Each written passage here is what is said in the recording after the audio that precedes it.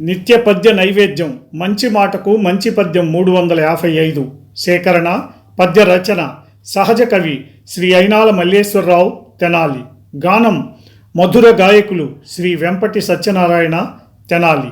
మంచి మాట. స్వీయ గొప్పతనం లేనివారు పెద్దల గొప్పతనం చెప్పుకొని గర్విస్తారు. పృథ్వీ స్వీయ గొప్పతనంబు లేనివారు వారి పెద్దల యొక్క గొప్పతనమెల్ల ఇంపుగా చెప్పుకొని గర్వించుచుంద్రు. మనసు దీరగ వినుమయ్య మల్లి మాట.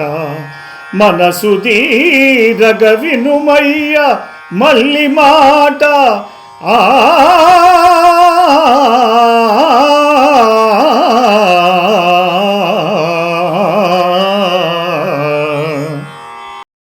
ఈ ప్రోగ్రాంపై మీ యొక్క అభిప్రాయాన్ని లైక్ చేసి కామెంట్ రూపంలో తెలియజేయండి.